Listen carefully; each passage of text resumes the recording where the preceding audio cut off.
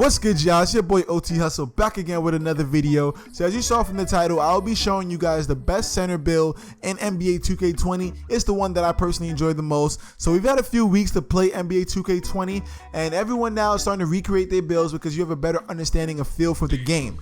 So before we jump in and I show you guys my build, what I'm personally using in NBA 2k20, please be sure to take some time out to like, subscribe, and hit that notification bell, as I'll be dropping consistent videos for you all year long in NBA 2k20 and Madden as well. So without further ado, let's jump right in. As I said, this is going to be the most dominant center build, so it's an obvious choice for the position. It's going to be center. No brainer there. Then on the jersey number, this is a personal preference. I like the jersey number 7. I've worn it since Pop Warner. I'm going to keep wearing it. And then right-handed because I'm a right-handed person. Now, let's get into the meat and bones. Let's get into the fun part.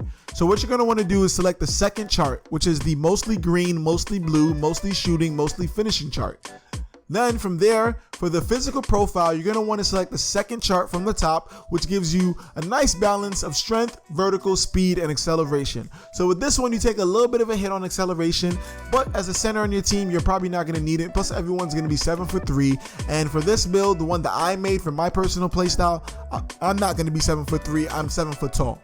Oh, before I continue, I'll go back a little bit. So another good option if you guys want a little bit more speed and less vertical is the third one, but I feel like the vertical is a major importance if you want to get rebounds. So moving on, next from there, we're going to max out the things that matter most to us, which is close shot, standing dunk, not post hook yet, post fades, post moves, and then interior defense, blocking, offensive rebounds, and defensive rebound. So as you can see, we have 9 defensive and rebounding badges. That's all we're gonna get. We can't get any more. It's just gonna cost too much attribute points to get more than the 9. I wish we could, but it is what it is. 9 is more than enough to get to what we want to get to.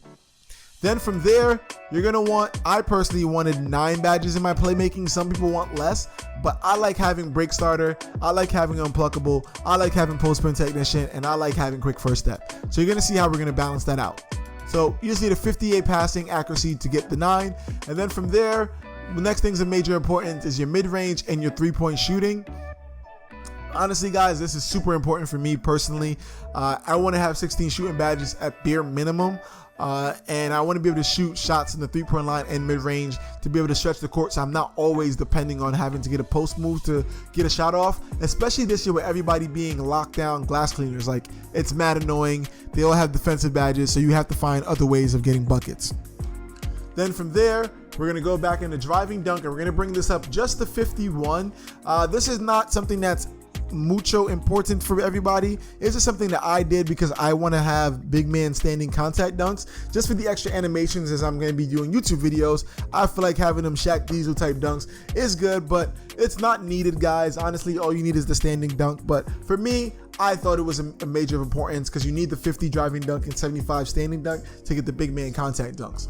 Then from there, we're going to put, I think the rest of this into post hook, and that's going to give you 76 post hook with 16 finishing badges. Again, just to show you what it looks like if you decide to take that out, you can get 18 finishing badges if you guys don't care about the drive and dunk and don't care about the animation. Like I said, I personally do, so I personally want to put this down to 76 and bring this up to 51. And you're going to see why we put it up to 51 and not just 50. Once we max out the weight, we're going to lose 1 point. But for me, the body shape is built. I just like the whole built look. You look Matt Diesel, strong, like, you know, like a Shaq Diesel type build. I personally like built. It's a personal preference. It doesn't affect your player at all. Then from there, like I said, a lot of people like this build at 7'3". It is an amazing build at 7'3". I actually have a version of my build at 7'3", and it's amazing. But me personally, I play a lot of 3v3 park, and me and my teammates like to run up and down the court, play fast court, even in Pro-Am. So the 7 foot, I need the extra speed just to be able to keep up with them, so they're not putting up a shot before I even get down the court. Then from here, we're gonna max out the weight, and as you see, we lost the 1 in dunking, which is why we brought it to 51, and now we get an additional 7 in interior defense.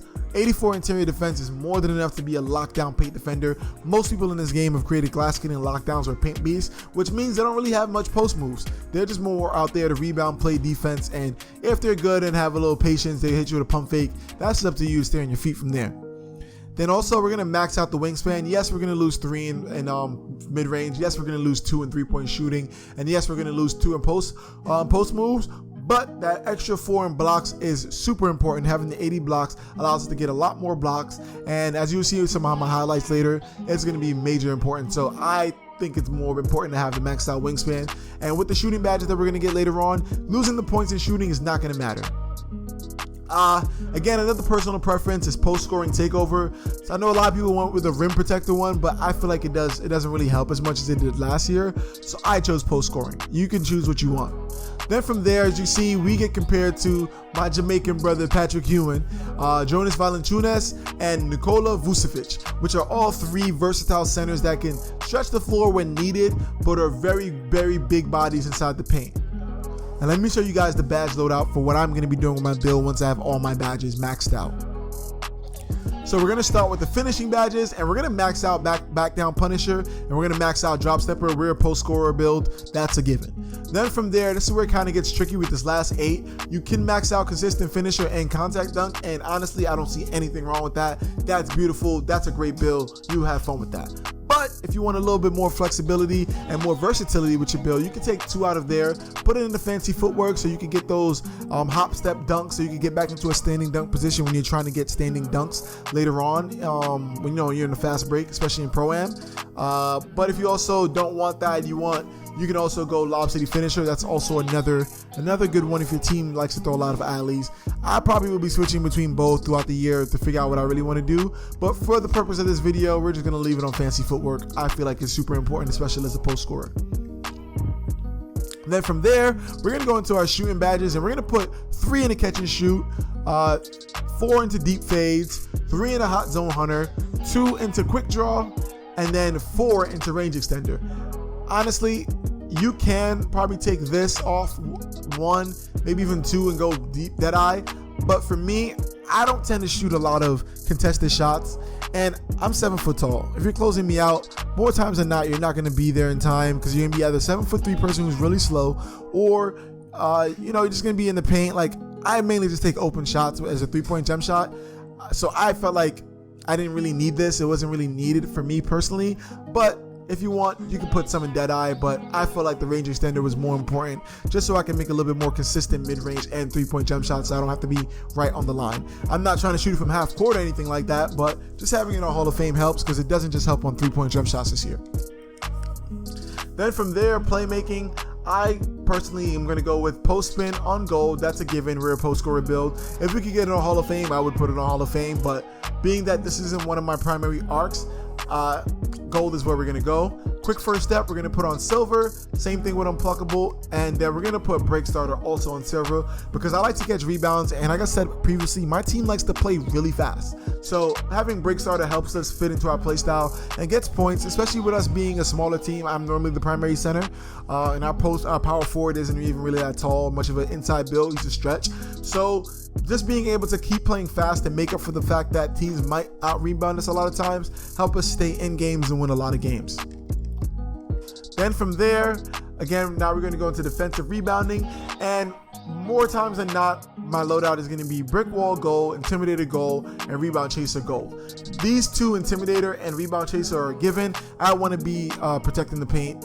I'm the big man. That's what I have to do. And rebound chaser just helps with the lower rebound stats that we have. As long as you have good anticipation and you know how to judge shots where they're coming off the rim, rebound chaser on gold will be a major key, because I've never felt like I'm being out rebounded by 7 foot tall Glass King lockdowns, 7 foot ones, and even now the trendy 6'11" ones.